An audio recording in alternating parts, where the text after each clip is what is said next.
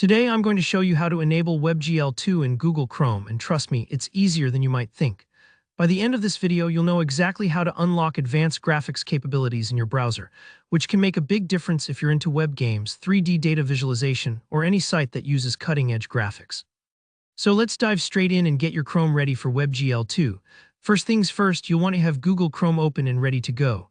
Now, what we're about to do is access Chrome's internal settings. It's kind of like opening the hood of your browser. To do that, just click on the address bar at the top, erase whatever's in there, and type chrome//flags. No spaces, just like you see it here, chrome://flags, then hit enter. This brings you to a hidden part of Chrome where you can tweak experimental features. If this is your first time here, don't worry. These settings are pretty safe to use if you follow along step by step. Once you're on the flags page, you'll see a big list of all sorts of features. Finding the right one can be a bit like looking for a needle in a haystack, but fortunately, Chrome gives us a search box at the top. Click into that search box and type WebGL. It should filter the list down for you, showing all the settings related to WebGL. If you don't see anything right away, double-check your spelling or try typing WebGL in all lowercase. Sometimes search boxes are picky. Now there are two options we're interested in here: WebGL Developer Extensions and WebGL Draft Extensions. These extensions unlock more advanced, experimental WebGL features for your browser. Why are they important?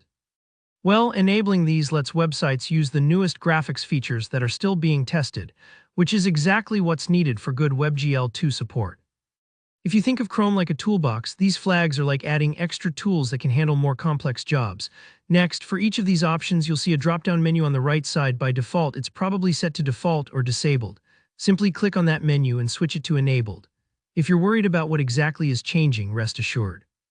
These extensions just allow Chrome to better handle advanced graphical content. They won't affect your usual browsing, and you can always switch them back if you ever want to. Once you've enabled both the WebGL Developer Extensions and the WebGL Draft Extensions, you'll see a little prompt or button at the bottom of the flags page telling you to relaunch Chrome. This is important. Chrome needs to restart to apply these new settings. Just click that relaunch button and don't worry, all your open tabs should reopen right where you left off. If you have anything super important unsaved, take a quick moment to save your work first.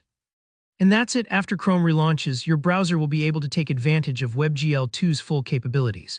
If you're working with online 3D graphics, simulation tools, or just playing browser-based games, you'll notice smoother graphics and better overall performance. If you found this tutorial helpful, go ahead and give the video a thumbs up. If you run into any issues, or if you have other questions about Chrome or web graphics, just drop a comment below. I'm always happy to help out. Don't forget to subscribe for more easy, practical tech tutorials. Thanks for watching, and enjoy exploring the new world of WebGL 2.